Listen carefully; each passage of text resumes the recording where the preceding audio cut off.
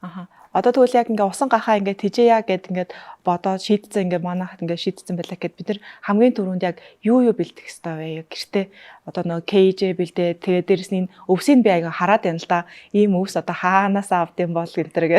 Тэр талаар асуулаад байна. Та түрүүний хэлсэн яг нөгөө өрөөнийхөө стандартыг одоо бэлтчихнэ шүү дээ. Галтгоо жоохон дими байх нь нэ тий. Чимээ дуу шуугахтай газар дими байх нь. Тэгэхээр нэг унтлагын өрөө бас жоохон дими яа тэгвэл шээс айгу хуурц. Тэгэхээр одоо коридор ч юм уу. Гэхдээ нааны тусал тодорхой хэмжээнд байна. Гэхдээ шууд тусалтаас хол гэхээр нэг жижиг өрөө мөрөнд ажил өрөөнд ч юм уу тий.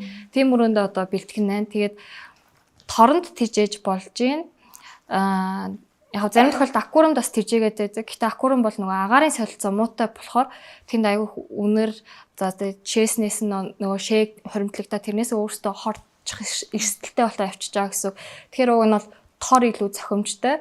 За тэгээд торны нэг сул тал нь гэвэл одоо торчин доотлын шалан бас юм торон байгаа гэсэн үг шүү дээ.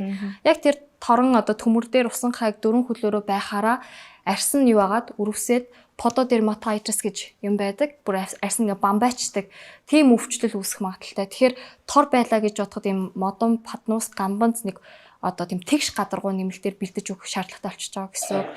За тэгээд тор бэлтгэхдээ хэдүүл яг хос усан хадор хаж 1 м квадратаас том хэмжээтэй тор бүр нэлээд том байх хэрэгтэй. Тийм том. Тэгээд торон дотроо нуугч хэрэгтэй. Усан хаа бас өдрийн цагаар идэхдээ ч гэсэн одоо харанхуй оромж гэдэг зүйл бол шаардлагатай байдаг. Тэр дотор нэмэлтээр одоо тийм жижигхэн харанхуй нуугч бэлдэж өгөх нь байна.